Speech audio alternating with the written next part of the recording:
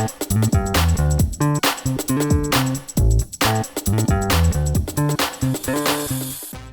and welcome back to Your Property Podcast. My name is Michelle Kearns, and with us today we have got Lisa Brown from the Supported Living Property Network. Hi Lisa, how are you doing? I'm good, thanks. Thanks for having me, Michelle. That's great to have you on. I'll just do a quick bio for anyone who doesn't know about yourself yet. So Lisa transitioned from a 23-year nursing career where she worked in various healthcare settings, including a busy East London A&E, to becoming a property developer focusing on supported living. Her nursing journey highlighted the significant impact of social housing and housing quality on healthcare and fueled her passion to improve living conditions through property development in the supported living sector. As a founder of Supported Living Property Network and podcast host, Lisa's dedicated to educating people about the challenges in this field, raising awareness and finding solutions. So that's a quick intro in a couple of sentences about you and your life, but let's dive in. So obviously you've had a very non-property background before transitioning in. So what made you, what was the moment where you thought, I don't want to be a nurse anymore, I want to be a property investor? It wasn't really. I never really planned to not be a nurse. It all happened by accident. We moved down to Devon and I struggled to get senior nursing work part-time around my children, who needed me at that time. I needed to be around for them. So I was being offered sort of like staff nurse jobs and I'd done more senior roles. And it was a bit frustrating. So I thought, for a few years, I'll find something else to do. And I started where we lived was really beautiful. So I thought, I'll have a play at doing a holiday let. That's what I thought I'd do. Did a lot of reading around the holiday let thing and thought it wasn't really what I wanted to do. Listened to loads of podcasts, books, got my head around property investing a bit, realised that without actually following any property strategy, I'd actually done a property strategy by sort of scaling up our houses and buying well and stuff. So ended up buying a couple of heritage flats, developing those, loved doing all the cornices and fireplaces and things and thought, this is what I'm going to be doing forever, beautiful heritage properties. And then I was randomly approached by a specialist housing association who needed a bungalow for a young man with learning disabilities. And it sounded really interesting. So I kind of said, yeah, no, it's great. And jumped in with 2 feet, developed this property to meet his needs. He moved in. It worked really well for him. All the good things that we know about getting someone into the right home. But as a property investment, it all went a bit wrong from my point of view. The property got downvalued. A surveyor came around and told me I'd ruined the property. Wrong surveyor on the wrong day, as well as lots of other things I've learned since.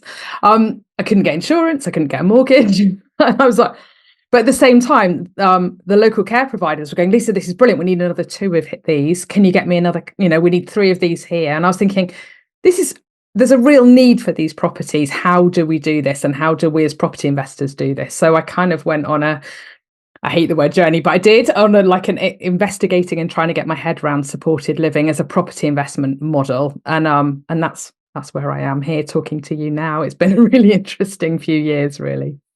Yeah. So when you found out that the property was being used in that specific way for somebody with learning difficulties and physical difficulties as well, right? Mm. Yeah. So what did you think? Did you immediately kind of go to your nursing background and think, oh, well, they're definitely going to need this and this and this? And was that element quite easy for you, or did you have to do research on it? A bit of both. I think the thing about nursing is, that there's not one size fits all anyway. You don't go, this is what you do for a person. So I got to know the care team. I got to know his family. I worked out what he needed and we developed that property to meet his needs. And when I start talking about that bungalow, everyone gets scared and goes, oh my God, they're really complex properties. I can't do those as a standard property investor. And not that many of the properties that are needed in supported living actually need that high level of adaptation. But for that one, there was a high level of need and there was a high level of adaptation. And I just learned what we needed, then used a bit of like common sense brain, a bit of nursing brain, a bit of property brain, and we just kind of problem solved, had a really good builder, and we kind of together worked out how we would, work solutions that we needed to do around this property and make it work for him. So it was a combination of different things. So at the beginning of this first project, as you said, it didn't really work as a property investment for the figures wise initially, but you obviously saw that there was a need here. And how did you make the next few work for you if the first one didn't? I basically just went on a big learning curve around the finances, around the needs, around what needs to happen, about what what is needed in this sector and how do we solve that problem. And I'm still banging a drum about things like mortgages. We still have a battle with mortgages, and it's still frustrating to me that we don't have a suite of amazing mortgage products that are at the same rate as buy to lets. I'm still battling underwriters who are saying this is higher risk, and I think a lot of it is a lack of understanding. And I think they don't like me saying this, but I do think there's an element of discrimination in there as well, that we're talking about people with a range of disabilities and needs, and perhaps they're not always the most popular, or there are concerns around what happens with it. But I think once you get educated and you understand the sector, you realize actually that it's a really good way to hold property for the long term. And actually, if the lenders understood the sector better, they would realize that there's one, a massive need, it's a really good business opportunity, but two, also that there's low risks if you're working with the right providers. Right. So let's just dive into that, because a lot of people listening won't necessarily realise. No, we've gone right into the complicated Yeah, parts of it, haven't we? so I think that's when I've kind of thought about this as a strategy, potential strategy for myself. One of the things that kind of puts me off is, oh, well, I've heard that mortgage lenders won't lend, so you won't be able to get the mortgage, full stop, if there's a contract in place with a charity that's housing people with, extra needs. And the reason is if they need to repossess at any point, they don't want to be seen to be repossessing a property that's got somebody who's vulnerable in there. Is that in a nutshell? That's what they talk about, reputational risk. And so they're basically saying it doesn't look great on the front page of the paper if they have to repossess a property, kick out some tenants. And my counter argument to that back is, okay, but you're happy to lend to me where I've got a single mum with 3 children in a property. I don't think that looks good on the front page of the local paper either. And so that's where I think there's an element of discrimination in there, that actually if someone's got a higher level of disability, I don't know, but that's my working hypothesis. Yeah, it's a good point. There must be lots of people we can think of who are vulnerable. An elderly person or someone with cancer or something like that. Exactly. Really, any tenant could end up in the situation where they seem vulnerable for some reason. Like you say, they could become unwell, all kinds of things can happen. So I don't necessarily swallow the reputational risk argument that they throw. I think it's something that's easy for them to say. But yeah, it is something that's still used as an excuse. There is some added complications because you're leasing. We haven't really explained sort of how supported living works, but in supported living, you're leasing your property to an organisation. So that could be a care company, it could be a charity, it could be a CIC, a community interest company, and that'll be the organisation that's providing the support to the tenants in the property. Or it might be a housing association and the support's delivered alongside that housing association. Right, so that's actually really important. You're not letting the property to the individual, you're letting it to the charity or to the organisation. Yeah. So you're a step removed from the tenants, and that's a concern people have when they're looking at investing in this space. Is they're like, oh yeah, but I'm not a nurse, I wouldn't know how to work. That's what people say to me. I wouldn't know how to support those people. Well, you're not going to be anywhere near them. You're going to be leasing your property. It's much more like a commercial property arrangement where you're leasing your property to an organisation, and then they'll be leasing it, renting, issuing ASTs and renting it out to the tenants within the property. And you're right. So sorry, we were talking about that, weren't we? We've gone on a tangent, and so you're leasing your property to that organisation. So when you're from a lending point of view, that's why you can't use a standard buy-to-let mortgage. One, because there's what they class as vulnerable tenants in the property, which they're less keen to get involved in at the moment. But also because they're generally not set up. A buy-to-let mortgage is set up for tenants to have an AST, so they're not set up for that lease arrangement that you'd have with that organisation. And there is an element of doing some due diligence on the right organisation, and the good underwriters in this space and the good lenders who are in this space are doing that research on the organisations to make sure that they know who's in there and that they're making their own judgments on the security of that lease, if you like. So it is possible to get lending. There's just fewer lenders and it's a higher rate, basically. Yeah, absolutely. So there's definitely lending out there. There are more products coming on. We're campaigning really hard. It's one of the things that I spend a lot of my time doing, is banging on about this and going, why do you not have a product for this, and challenging people. So we are seeing more products coming in, but not as fast as I'd like. Yeah. So given what you've said, then it's slightly understandable that this is more of a commercial product. The the lending. So because you've got that lease in place, you're renting the property to the organisation. So it's not a residential home. So that's why it's not the buy-to-let.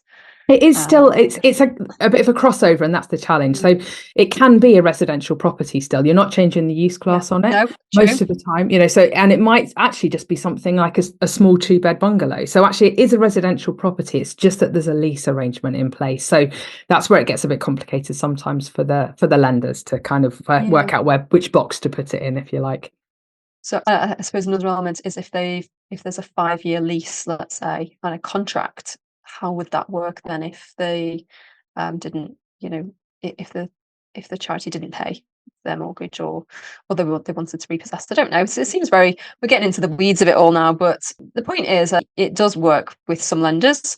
So and there are more coming to the market. So yeah, you just need to be people need to be mindful of. And I think there's a lot of people are talking about supported living and social housing on social media at the moment. It seems to be talked about loads more than I've ever seen it, which is exciting. But we're seeing a lot of people coming in who don't understand it, and a lot of people who are making assumptions about things. So a lot of people are leasing properties out on standard buy-to-let mortgages, and that is a concern because they're not compliant and they're in breach of mortgage terms. So it's a concern for themselves and what that means for them and their property business, but also there's a concern for what that means for the providers leasing it and the tenants in the property. And just the industry in general, just the professionalism of the investors, the reputation for investors in general, right? So you just mentioned there about social housing and supported living. Could you just, in a nutshell, what's the difference between social housing and supported living? So I tend to think about it as social housing is a big umbrella term for all housing that's funded by the public purse. And so the majority of social housing is for people who are there for an economic reason, that they don't have the income to privately rent or the security to privately rent, or for whatever reason. In the old days we talk about council housing a lot more, but all of that is social housing. Supported living is when you have tenants who are in the property who have a support need as well. So they need social housing, and they need housing provided that's funded by housing allowance, but they also have a support need that sits alongside that. Now, that support need could be like a long and enduring support need, like someone with learning disabilities or a physical disability. They're going to need support throughout their lifetime. Or it could be short-term support need, like someone who may be a veteran who needs some support while they get back on their feet, someone who's been homeless, maybe it's teenagers leaving the care system. So there's lots of organisations who support people for a short period of time, for a few months, for a few years, as well as those organisations who support people through their lifetime. And we had the first example of adapting the property to someone's specific needs. Typically, do you think that most properties used, in this way need to be adapted, or not? They're just they're desperate for homes, full stop. Yeah, exactly. The majority of the providers I work with are looking for good quality homes. They don't really need any additional adaptations at all. They maybe need an extra couple of fire doors, or maybe some extra sort of smoke alarms or something around that. That's generally what you're asked for. The majority of them don't require adaptations. They require good quality, compliant properties that all of us should be delivering anyway to the private rental market. And by good quality, we don't need to be winning design awards, do we, to make it all funky and interesting? It needs to be safe, like homely, and an acceptable place to live. But I think for some people who are in like the HMO space, for example, there's obviously serviced accommodation. There's a big drive to making this an incredible space for people to have an experience in, and that kind of thing. Whereas this is, I guess, it's not geared in the same way, right? But then some of the providers I work with, if they're working with maybe young people transitioning from the care system, actually having that added design element is a real bonus. And they really like that. They're talking about young people coming around and choosing which house they want to live in sometimes. So actually, if you're running a care company and you're supporting young people, of that age group, then actually if you've got funky designs on your walls and they look really cool, then actually you're never going to be empty. So some of the providers I work with will actually go to that added level of the design. But then other organisations are simply looking for very basic, very minimal, really easy to maintain properties because they're quite high turnover. Maybe if you're working in the homeless sector, things like that. So it varies. So let's put our investor hat on and talk about numbers then. So the appeal of this strategy is that it's, financially you're better off than just having a single let family in there. Do you want to talk about the difference between, Yeah. Yeah, what of people course. So can? if you're leasing your property to an organization, to a supported living organization, they're going to lease that property for a number of years. Average, I'd say a lot of the providers I'm looking for are around 5 years. That seems a really safe number for a lot of people. So in that time, if you're leasing your property to one of these organizations, they're going to take over all the voids over that period of time. So you're going to get your money every month. It doesn't matter where the tenants come and go. And anyone who's had, just standard buy-to-lets for any length of time will know that even with a quick transition between tenants, even at the moment while the market's so hot, you still got a few weeks when your property's empty, you're having to pay to re-advertise, you're having to do that little bit of painting on the corner, replace that bit of carpet. All of that adds up to being quite a few £100s. And that can eat into your profits on a buy-to-let property, the way the numbers are at the moment. So leasing that property, knowing that you're going to have the same money coming in every month, you're not responsible for voids. Most of the providers will take over damages, wear and tear, and will manage the property. They'll generally, it's not a fully repairing and insuring lease like you might get in commercial leases, but they'll generally cover all the internal wear and tear.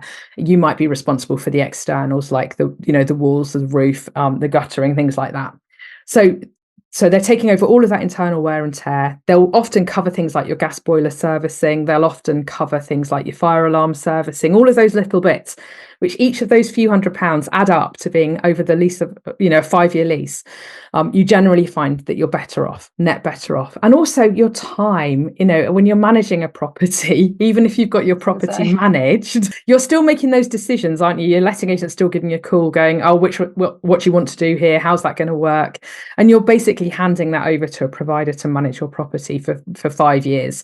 So you've got time savings and you've got the financial savings as well. So that's why it's such an appealing strategy, as well as the fact that you're making significant difference to people's lives.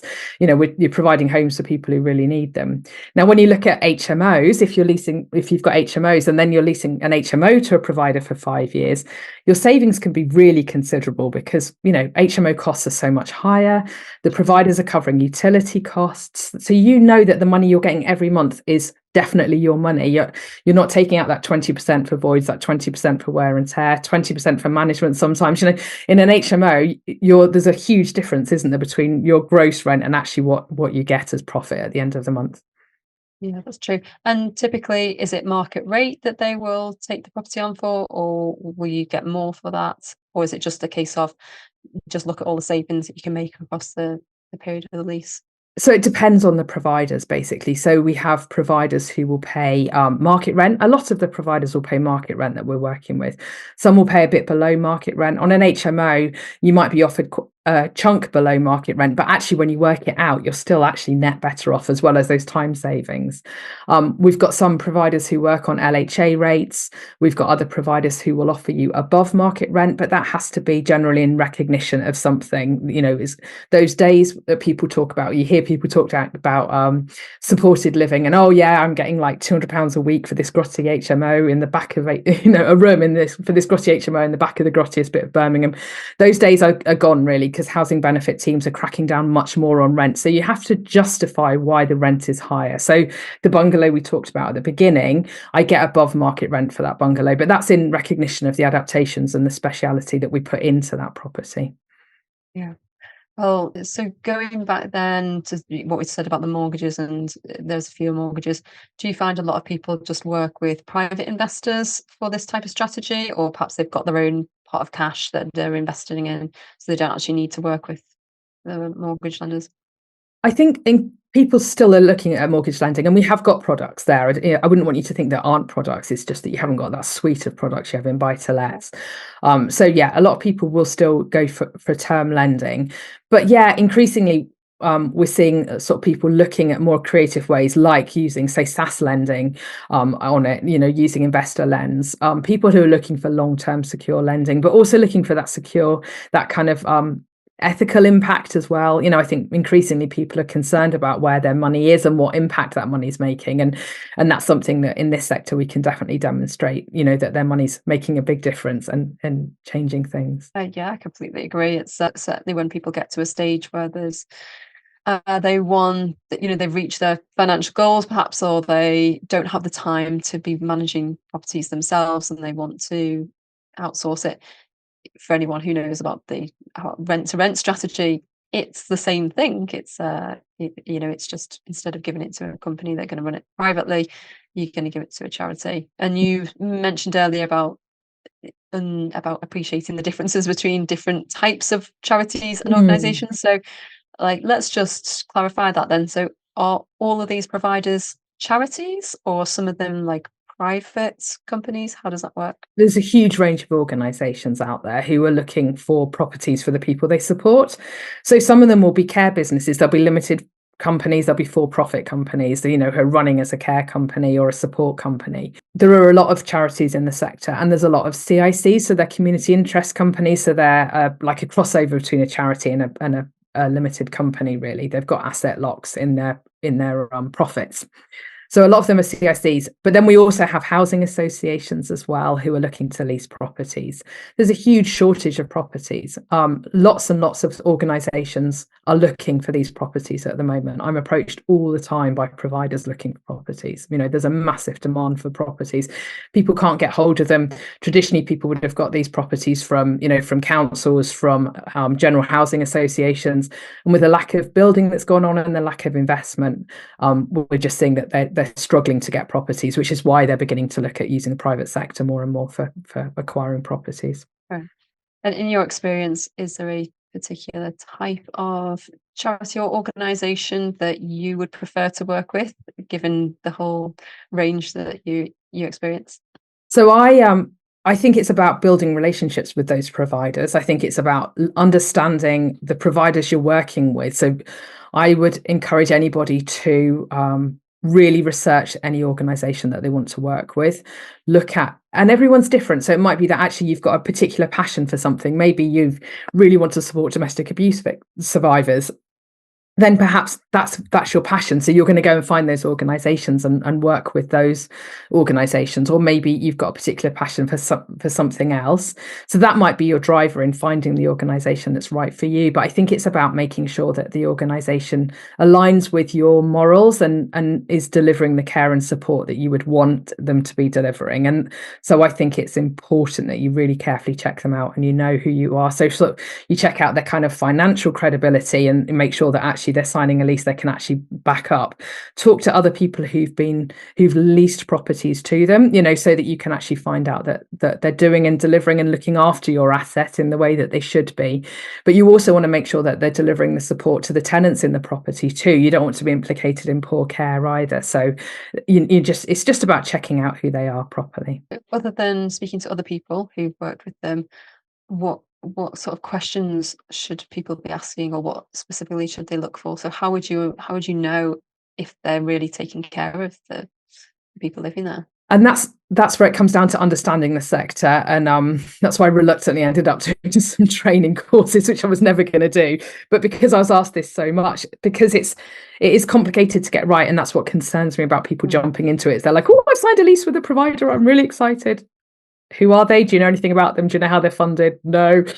So I think it's about sort of just asking about the organisation, getting that sense of what they're doing, what their aims are, who their staff team are, and what their clinical experience is. Right. And then it's about also sort of just understanding what they do day to day, what happens within your property. And when you're talking to some of the guys, there's big organisations out there like Mears and Serco, and organisations that we've all heard of and people bang on a lot about in social media. When you actually talk to people who've worked with them, there's a lot of poor experiences out there. There's some good experiences, but there's a lot of really poor experiences too.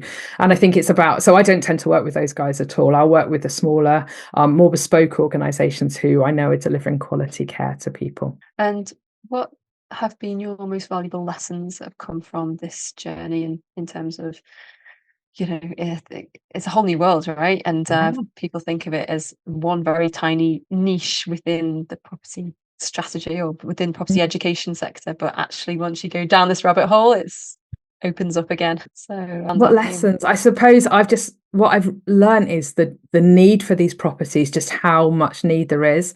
We've currently got 2,000 people stuck in mental health hospitals under a mental health section who are there because they have a learning disability or autism. And the reason they're stuck there, about 1,000 of those people at the moment are stuck there because of lack of housing. So that just gives you an idea of the real need. And that's just in one tiny strand of all those different sectors that I talked about, of the need of properties.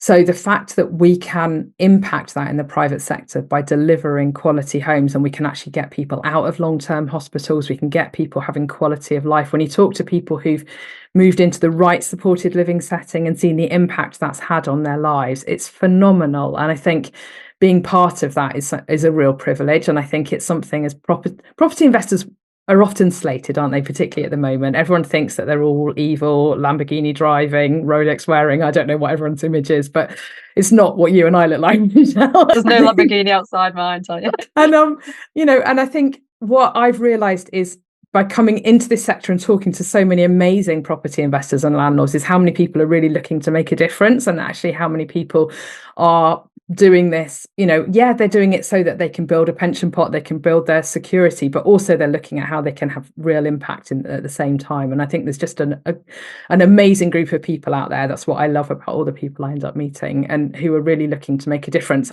but at the same time making a profit. And that you can combine those two is really powerful to me. So Yeah, I'm sure there's in the Venn diagram way, a huge overlap between the impact and the investment Mm. opportunity. So you must find people who really go to town on making it, like, if they know that there's a particular type of person going to be living there, or a particular situation they've got, that they might go the extra mile to make it, a great place to live, Yeah. more so than they might normally. Yeah, absolutely. Yeah. Yeah. And in terms of, the lease being like 5 years, typically, do you find that the tenants are long term generally, or is it a case of actually, I suppose it depends who's going to stay there, if it's short term accommodation or long Yeah, term, right? completely. It varies on the tenant group. If you're talking about, people that we're talking about, the learning disabilities, autism, but hopefully the intention is that you're creating a home for life for that person, so that they'll Right. be there for the long term. But then if you're maybe working with domestic abuse survivors or veterans or people who've been homeless, then actually the intention is that they're only going to be there for a few months, maybe a year or so, until they can move on and transition to take on their own tenancy. And that would be the success for that, would be the fact that people are transitioning out. So yeah, it varies on the sector. Right. Are there any other common misconceptions that you find people have about this sector? I think misconceptions around just not understanding it properly, jumping in with 2 feet. We're seeing a lot at the moment. I think making sure you know who you're working with, and making sure that you're, working with the providers that you want to be associated with. And I think what we're seeing is a lot of people sourcing and doing rent to rent in this space. And I think it's about making sure that if you're a property investor, that you're working directly with the providers rather than someone in the middle who maybe hasn't done the due diligence you would have done. I would just be cautioning people to check out exactly the structures and understand who you're working with and who's actually in your properties. Yeah, I agree. And we said before about, there's lots of noise and lots of talk about this strategy. It seems to be the latest hot topic at the moment, hot strategy. So where do you see this going in the next, let's say, couple of years? What's the future of this strategy? It's interesting, isn't it? So when I first did that bungalow, I couldn't find anyone. I searched all the Facebook groups I could and couldn't find anyone talking about supported living. The only people I could find talking about supported living were the big pension funds and the big investment funds. So it's really interesting seeing this, this space that we're in now, where everyone's almost seeing it as the new shiny penny. So people are saying to me, and it's the new buzzword, and I'm kind of like, oh, it's quite exciting in some ways, but it does concern me. I think we'll still be here. Those of us who are doing it ethically and doing it for the right reasons and understanding it will still be here. But I think some of the noise might be, hopefully will die down a little bit, and we'll have people who are there doing it for the right reasons, who can see that this is a long-term strategy, that this is a really good way to build long-term wealth, but by creating long-term homes for people. It's a it's a serious thing to get involved in. If you're wanting to be part of it, then brilliant. And the need is only going one way. We're seeing increasing needs. So people have said to me, oh, it'll be saturated soon. I don't see we're anywhere near that from the conversations I have with providers. I speak to so many providers who are turning down referrals, who can't meet needs because they don't have the properties they need. So, to me, if we could get to that amazing point where we have no providers who, have unmet needs, that would be phenomenal. But I don't see that happening in the short term. Are there any specific, so you're saying that they're turning down some properties because they don't meet the criteria?